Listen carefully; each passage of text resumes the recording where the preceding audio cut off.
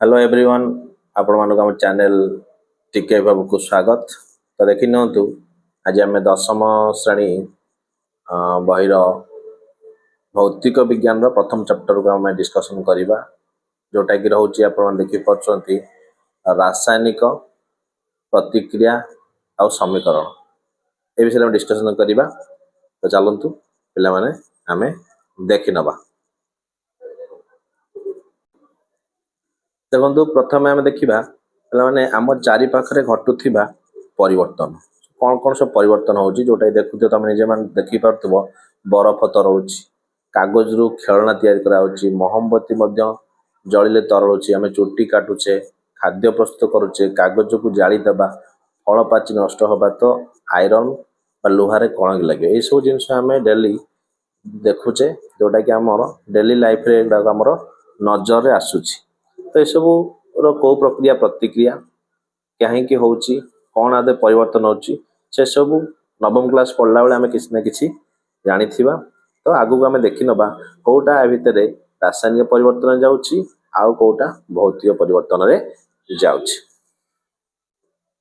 देखिनियो आम चारिपारे घटे परिवर्तन भौतिक परिवर्तन किसी जाउची जोटा कि भौतिक परिवर्तन आम कहया गले जो परिवर्तन द्वारा पदार्थ रासायनिक संजोग में कौन परिवर्तन हो न थाए से भली परिवर्तन को भौतिक परिवर्तन कहुए। कौन कहगला जो थे किसी रासायनिक परिवर्तन बा रासायनिक संजोग परिवर्तन हो नाही से भौतिक परिवर्तन कहवा। किंतु रासायनिक परिवर्तन देख कौन कहूँ जो परिवर्तन द्वारा पदार्थ रासायनिक संजोग में परिवर्तन होते रासायनिक संजोग मनकर आपने बुझुंट से रासायनिक परिवर्तन कहूँ जमी रासायनिक संजोग मुझे कहली आम जमी बरफटा बरफ हूँ वाटर बा H2O से तरली गले से जल पाइबा तार भी सिंबल H2O ताहले तार किसी रासायनिक संजोग में परिवर्तन है ना जो H2O थिला से H2O ही रहिला तार जति ऊर्जा अच्छी जी ऑक्सीजन अच्छी से संजोग में से रहिला। तो किसी परिवर्तन हो ना किंतु किंतु रासायनिक परिवर्तन में कौन होची नुआ नुआ किसी जिनस तैयारी होची कि रासायनिक संजोग परिवर्तन जमी लुहा लुहारे कण की लगे लुहार सिंबल हूँ Fe कण की लगे Fe2O3 ताहले ये नुआ जिनस तैयारी। तो युवा आम कहीपर रासायनिक परिवर्तन। तो देख भौतिक परिवर्तन कौन कहूँ भौतिक परिवर्तन कहूँ कौन नूतन पदार्थ जात हुए ना नुआ पदार्थ किसी सृष्टि हम ना से बरफ रु कौन है जल है जल पुणी बरफ हम से जल ही रोचे नुआ किसी पूरा नूतन पदार्थ सृष्टि हो ना ए नूतन पदार्थ सृष्टि हुए जहाँकि मूल पदार्थ भिन्न मूल पदार्थ टोटाल भिन्न आसो नुआ पदार्थ सृष्टि हम आयरन जोटा लुहाटा कलंगी लगी अच्छी कलंगीटा के लुहा हम ना जोटा टोटाल भिन्न हो जाए सिंबल अलग हो रासायनिक संजोग अलग हो मूल पदार्थ को विभिन्न भौतिक प्रक्रिया द्वारा फेरी आसपे जमी कहले बरफटा जल है जलटा बरफ है पूर्वस्था फेरी आस। तो यह एक प्रत्यावर्ती और अस्थायी या प्रत्यावर्ती प्रक्रिया कह कारण पूर्वस्था फेरी आस्थायी कारण से जो अवस्था से अवस्था से स्थायी भाव रही पार ना पुणी पूर्वस्था फेरी आसूसी तो कहला अस्थायी। किंतु रासायनिक परिवर्तन कौन होची यह मूल पदार्थ को केवे फेरी पार ना कारण कलंकी के लुहा हो पार ना यह अप्रत्यावर्ती और स्थायी अटे से कलंकीटा स्थायी से पूर्वस्था केवे फेर ना। सामान्य तापमात्रा परिवर्तन जो ये संभव हो पारे बरफटा तरल नॉर्मल रूम टेम्परेचर रखिले भी से तरल किंतु ए रासायनिक परिवर्तन देखा आम अधिक शक्ति के आवश्यक होची तो केवे शक्ति अधिका माने शक्ति मिलूची तो रासायनिक परिवर्तन जाऊँगी। यही परिवर्तन द्वारा पदार्थर आणविक संरचना कौन प्रभाव पड़ न था जहाँ थिला जो अणुसंख्या थिला आम देखिले H2O से H2O अच्छी किंतु रासायनिक प्रतिक्रिया रे अणुसंख्या परिवर्तन होता है। देखो ये दिन राति है वर्षा है गछ काटा रासायनिक परिवर्तन खाद्य हजम हो शोषण हो रासायनिक प्रतिक्रिया रे जाउछ।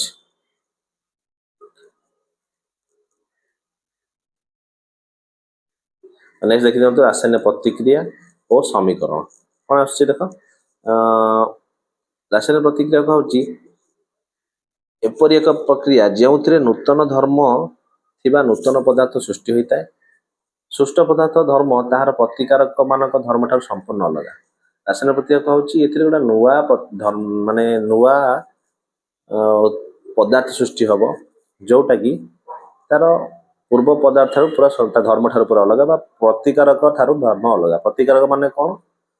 ଯୋଉଟା ଆମେ ନଉଛେ ଦେଖ ଏଠି ନିଆହେଇଛି ଉଦ୍ଜାନ, ଅକ୍ସିଜେନ ଅମ୍ଳଜାନ ନିଆହେଇଛି, ଜଳ ତିଆରି ହେଇଛି। ଉଦ୍ଜାନ ଥିଲା, ଅମ୍ଳଜାନ ଥିଲା, ଦି ଜଣ ଅଲଗା ଅଲଗା ଗ୍ୟାସ୍ ମିଶିଲା ପରେ ଜଳ ହେଇଯାଉଛି। ଜଳ ତାଙ୍କ ଠାରୁ ପୁରା ଅଲଗା ଲିକ୍ୱିଡ ଫର୍ମାଟ। ସେଇଭଳିଆ ସୋଡିୟମ ଆଉ କ୍ଲୋରିନ ମିଶିଛି, ମିଶିଲା ପରେ ଆମର ସୋଡିୟମ କ୍ଲୋରାଇଡ ଯୋଉଟା କି ପୁରା ଅଲଗା ତିଆରି ହେଇଛି। ତ ରାସାୟନିକ ପଦାର୍ଥରେ ଗୋଟେ ଜିନିଷ ପିଲାମାନେ ମନେ ରଖ, ନୂତନ ପଦାର୍ଥ ସୃଷ୍ଟି ହଉଛି ଯୋଉଟା କି ଆମର ପୂର୍ବ ପଦାର୍ଥ ବା ପ୍ରତିକାରକ ଠାରୁ ତାଙ୍କ ଧର୍ମ ଠାରୁ ପୁରା ଅଲଗା। ରାସାୟନିକ ପ୍ରତିକ୍ରିୟା ସମୟରେ ଗୋଟିଏ ମୌଳିକର ଅଣୁ ଅନ୍ୟ ଏକ ମୌଳିକର ଅଣୁରେ ପରିଣତ ହୁଏ ନାହିଁ। ଆମେ ଯେଉଁ କହୁଛେ ଏଥିରେ ଉଦ୍ଜାନ ଅକ୍ସିଜେନ ମିଶିକି ଜଳ ହେଇଗଲା, ସେଇ ଅଣୁଟା ପରିବର୍ତ୍ତନ ହେଲା ନାହିଁ, ଏହା ପୂର୍ଣ୍ଣ ସଜ୍ଜିତ ହେଇକିରି ରହିଛି। ପ୍ରତିକ୍ରିୟାରେ ଅଣୁ ଗୁଡ଼ିକ ପୂର୍ଣ୍ଣ ସଜ୍ଜିତ ହେଇଛି, ମାନେ ନୂଆ ଅଣୁଟା ପୁରା ନୂଆ ଅଣୁରେ ତିଆରି ହେଲାନି, ସେଇ ଅଣୁ ଗୁଡ଼ାକ ଆଡଜଷ୍ଟ ହେଇକିରି ସଜ୍ଜିତ ହେଇକିରି ଗୋଟେ ନୂତନ ପଦାର୍ଥ ସୃଷ୍ଟି କରୁଛନ୍ତି। ରାସାୟନିକ ପ୍ରତିକ୍ରିୟାକୁ ସଂକେତ ଓ ସୂତ୍ର ଦ୍ୱାରା ଲେଖିବା ପଦ୍ଧତିକୁ ରାସାୟନିକ ସମୀକରଣ କୁହାଯାଏ। ତ ଆମେ ଏଟା ଗୋଟେ ଲେଖୁଛେ, ଏଟା ତ ସମୀକରଣ ଅଲରେଡି ଲେଖା ହେଇଛି, କିନ୍ତୁ ଲେଖା ହେଇଥାନ୍ତା ଉଦ୍ଜାନ ପ୍ଲସ୍ ଅମ୍ଳଜାନ ତୀର ଚିହ୍ନ ଜଳ ଦେଲା। ତ ତାକୁ ଆମେ ସଂକେତ ଭାବରେ ଏଭଳି ଯୋଉ ଲେଖା ହେଇଛି, ତ ଏଗୁଡ଼ାକୁ ହିଁ ରାସାୟନିକ ସମୀକରଣ କୁହାଯାଏ। ତ ଦେଖିନେବା ରାସାୟନିକ ସମୀକରଣ ପାଖକୁ ଯିବା ପୂର୍ବରୁ ରାସାୟନିକ ପ୍ରତିକ୍ରିୟାର କେତିକି ଗୁଣ, ମାନେ ରାସାୟନିକ ପ୍ରତିକ୍ରିୟା ହେଇଛି ବୋଲି ଆମେ କେମିତି ଜାଣିବା ଆଉ ତାର ଗୁଣ ଗୁଡ଼ା ସବୁ କ'ଣ ହେଇପାରେ। ତ ଦେଖିନିଅ ରାସାୟନିକ ପ୍ରତିକ୍ରିୟା ଗୁଣ ସବୁ ଦେଖ।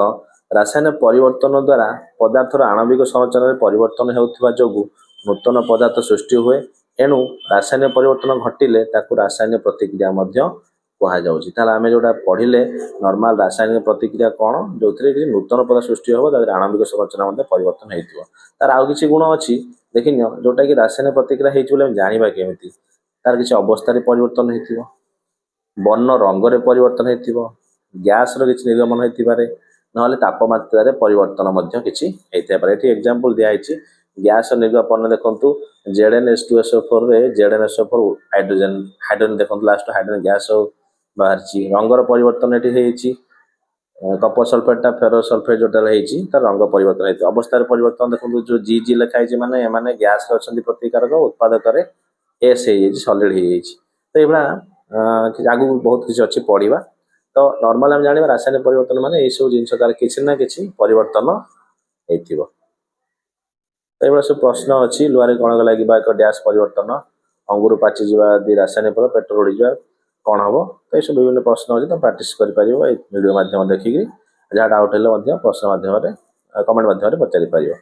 ତ ନେକ୍ସଟ ଦେଖିନେବା ରାସାୟନିକ ସମୀକରଣ। ରାସାୟନିକ ସମୀକରଣ କ'ଣ ଆମେ ପଢ଼ିଲେ, ଯେତେବେଳେ ଆମେ ରାସାୟନିକ ପ୍ରତିକ୍ରିୟାକୁ ସୂତ୍ର ବା ସଂକେତ ବା ସଂକ୍ଷିପ୍ତ ଭାବରେ ଆମେ ଯେତେବେଳେ ତାକୁ ଲେଖୁଛେ, ତାକୁ ଆମେ କହୁଛେ ରାସାୟନିକ ସମୀକରଣ। ଯୋଉଟା ଲେଖା ହେଇଛି ରାସାୟନିକ ସମୀକରଣକୁ କ୍ଷୁଦ୍ର ଓ ସଂକ୍ଷିପ୍ତ ରୂପରେ ଲେଖିବା ପାଇଁ ଗୋଟେ ଶବ୍ଦ ସମୀକରଣ ଲେଖାଯାଏ। ଯେଉଁ ପ୍ରତିକ୍ରିୟା ତାକୁ ଆମେ ଶବ୍ଦ ସମୀକରଣ ଲେଖୁଛେ, ଯୋଉଟା କି କ୍ଷୁଦ୍ର ଭାବରେ ଲେଖୁଛେ। ଯେଉଁମାନେ ପ୍ରତିକ୍ରିୟାରେ ଭାଗ ନିଅନ୍ତି ତାକୁ କ'ଣ କଲା, ବାମ ପାର୍ଶ୍ୱରେ ଲେଖାଯିବ। ଯେଉଁମାନେ ଯେମିତି ଦେଖିଲେ ଉଦ୍ଜାନ ଆଉ ଅକ୍ସିଜେନ ମିଶିଥିଲା, ଉଦ୍ଜାନ ଆଉ ଅକ୍ସିଜେନ, ତାକୁ ବାମ ପାର୍ଶ୍ୱରେ ଲିଖିଥିଲେ। ଦକ୍ଷିଣ ପାର୍ଶ୍ୱରେ ଲିଖିଥିଲେ H2O। ତ ତାକୁ ଯେଉଁମାନେ ଭାଗ ନିଅନ୍ତି ତାକୁ ଆମେ ବାମ ପାର୍ଶ୍ୱରେ ଲେଖିବା। ତାଙ୍କୁ କ'ଣ କୁହାଯାଏ, ପ୍ରତିକାରକ କୁହାଯାଏ। ଇଂଲିଶରେ ତାକୁ କୁହାଯାଏ ରିଆକ୍ଟାଣ୍ଟ। ତ ଏଇଟା ମନେ ରଖିବ ପିଲାମାନେ, ଯେଉଁମାନେ ପ୍ରତିକ୍ରିୟାରେ ଭାଗ ନିଅନ୍ତି ତାକୁ ପ୍ରତିକାରକ କୁହାଯାଏ, ବାମ ପାର୍ଶ୍ୱରେ ଲେଖାଯାଏ, ତାକୁ ରିଆକ୍ଟାଣ୍ଟ ମଧ୍ୟ କୁହାଯାଏ। ନେକ୍ସଟ, ପ୍ରତିକ୍ରିୟାର ସମାପ୍ତି ପରେ ଯେଉଁ ନୂତନ ପଦାର୍ଥ ସୃଷ୍ଟି ହୁଅନ୍ତି ସେଗୁଡ଼ିକୁ ଉତ୍ପାଦକ ବୋଲି କୁହାଯାଏ ବା ଉତ୍ପାଦ ମଧ୍ୟ କୁହାଯାଏ। ତ ଆମ ଜଳଟି ତିଆରି ହେଲା, ତ ଜଳକୁ ଉତ୍ପାଦକ କହିବା ନା ଉତ୍ପାଦ ମଧ୍ୟ କହିପାରିବା। ତ ନେକ୍ସଟ ଦେଖିନିଅ କ'ଣ ଦେଇଛି, ପ୍ରତିକାରକ ଓ ଉତ୍ପାଦ ମଧ୍ୟରେ ଏକ ତୀର ଚିହ୍ନ ରୁହେ। এই যে তীର ଚିହ୍ନ ରହିବ, ପ୍ରତିକାରକ ଉତ୍ପାଦକ ମଧ୍ୟରେ ତୀର ଚିହ୍ନ ରହିବ। ତୀରଟି ବାମରୁ ଡାହାଣକୁ ହୋଇଥାଏ। ଏହା ରାସାୟନିକ ପ୍ରତିକ୍ରିୟା ଦିଗ ନିର୍ଦ୍ଦେଶ କରେ। ତ ନେକ୍ସଟ ଆସିଲା ରାସାୟନିକ ସମୀକରଣ କାହାକୁ କହିବା। ଆମେ ସମୀକରଣ ଲେଖିବା, ରାସାୟନିକ ପ୍ରତିକ୍ରିୟା ପଢୁଥିଲେ, ସମୀକରଣ ମଧ୍ୟ ପଢିଲେ କେମିତି ଲେଖା ହେଲା। ତ ଏବେ ଯୋଉ ଜାଣିଲେ ପ୍ରତିକାରକ କିଏ, ଉତ୍ପାଦକ କିଏ, ତାକୁ ଆମେ ତା ବିଷୟରେ ଜାଣିବା।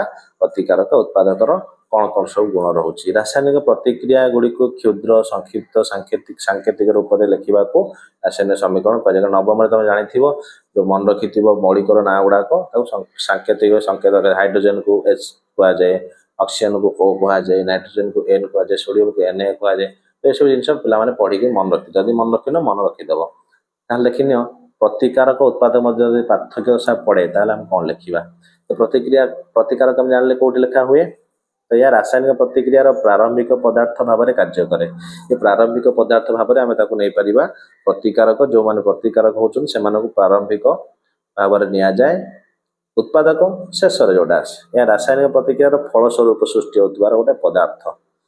ଯିଏ ଆରମ୍ଭରେ ନିଏ ତା ପ୍ରତିକାରକ, ଯିଏ ଶେଷରେ ଆସେ ତାକୁ ଉତ୍ପାଦକ କୁହାଯାଏ। ଏହାର ପରିମାଣ ପ୍ରତିକ୍ରିୟା ପାଇଁ ଲାଗୁଥିବା ସମୟ ମୁତାବକ ଧୀରେ ଧୀରେ କିମ୍ବା ତୀବ୍ର ଭାବରେ କମିବାକୁ ଲାଗେ। ମାନେ କ'ଣ? ଯାହା ବି ଆମେ ନେଇଥିବା ପ୍ରତିକାର ଭାବେ ତାର ଯେତିକି କ'ଣ ଅଛି ପରିମାଣ ଅଛି, ସେ ଧୀରେ ଧୀରେ କମ୍ ହେବ। କମ୍ ହେଇ ଲାଷ୍ଟକୁ ଧୀରେ ଧୀରେ କମି ଯାଇପାରେ, ତୀବ୍ର ଭାବରେ ମଧ୍ୟ କମି ଯାଇପାରେ, କାରଣ ଉତ୍ପାଦକଟା ତିଆରି ହେଉଥିବ ସେଥିରୁ। ସେଇଭଳିଆ ଉତ୍ପାଦକ କ'ଣ ହେଉଥିବ? ଧୀରେ ଧୀରେ ପରିମାଣଟା ବଢ଼ୁଥିବ। ଯଦି ପ୍ରତିକାରକ କମି କମି ଆସୁଛି, ଉତ୍ପାଦକଟା ବଢ଼ୁଥିବ। ତ ଏହାର ପରିମାଣ ପ୍ରତିକ୍ରିୟା ପାଇଁ ଲାଗୁଥିବା ସମୟ ଧୀରେ ଧୀରେ କିମ୍ବା ତୀବ୍ର ଭାବରେ ବଢ଼ିବାକୁ ଲାଗେ। ଏହା ପ୍ରତିକ୍ରିୟା ଶେଷ ବେଳକୁ ଥାଇପାରେ କିମ୍ବା ନଥାଇପାରେ, କାରଣ ଆମେ ଯେତେବେଳେ ପ୍ରତିକାରକକୁ ନେଇକରି ଉତ୍ପାଦକ ତିଆରି ହେଉଛି ରାସାୟନିକ ପ୍ରତିକ୍ରିୟାରେ, ସେତେବେଳେ କ'ଣ ହେଉଛି? ତାର ପରିମାଣଟା କମି କମି ଯାଉଛି। ତ ଲାଷ୍ଟକୁ ଥାଇପାରେ, ନଥାଇ ମଧ୍ୟ ପାରେ, କିନ୍ତୁ ଉତ୍ପାଦକଟା ଶେଷ ବେଳକୁ ନିହାତି ଭାବରେ ଥାଏ।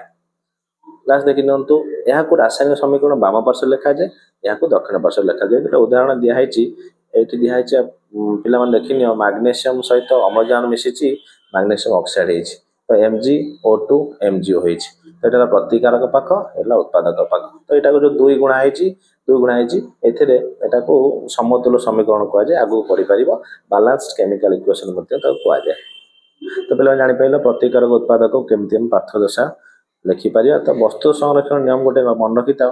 ସଂରକ୍ଷଣ ନିୟମ ତ ଆସିଲେ ତମେ ପିଲାମାନେ ଜାଣିଛ, ତାର ସୃଷ୍ଟି ନାହିଁ କି ବିନାଶ ନାହିଁ, ତାହାର ପରିମାଣଟା ସମାନ ହିଁ ରହିଥାଏ। ତ 1774 ମସିହାରେ ଲାଭୋଇସିୟର ବସ୍ତୁତ୍ୱ ସଂରକ୍ଷଣ ନିୟମ ପ୍ରତିପାଦନ କରିଥିଲେ। ତାଙ୍କ ମତ ରାସାୟନିକ ପ୍ରତିକ୍ରିୟା ମଧ୍ୟରେ ବସ୍ତୁତ୍ୱର ସୃଷ୍ଟି ନାହିଁ କି ବିନାଶ ନାହିଁ, ଏଣୁ ରାସାୟନିକ ପ୍ରତିକ୍ରିୟା ମଧ୍ୟରେ ମୋଟ ବସ୍ତୁତ୍ୱର କୌଣସି ପରିବର୍ତ୍ତନ ହୁଏ ନାହିଁ। ମାନେ ପ୍ରତିକାରକ ମାନଙ୍କର ମୋଟ ବସ୍ତୁତ୍ୱ ଉତ୍ପାଦ ମାନଙ୍କର ମୋଟ ବସ୍ତୁତ୍ୱ ସହିତ ସମାନ। ମାନେ ପ୍ରତିକାରକ ଯେତିକି ବସ୍ତୁତ୍ୱ ଅଛି 10 ଗ୍ରାମ ଅଛି, ଉତ୍ପାଦକ ମଧ୍ୟ ସେ 10 ଗ୍ରାମ ହିଁ ଆମେ ପାଇବା।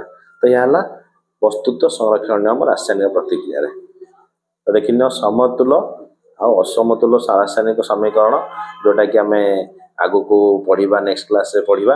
ତ ପିଲାମାନେ ଭିଡ଼ିଓଟି ଯଦି ଭଲ ଲାଗିଥିବ ଭିଡ଼ିଓଟି ସେୟାର କରିବ, ଯଦି ଡାଉଟ୍ କିଛି ଥିବ ମଧ୍ୟ କମେଣ୍ଟ ମାଧ୍ୟମରେ ଜଣାଇବ।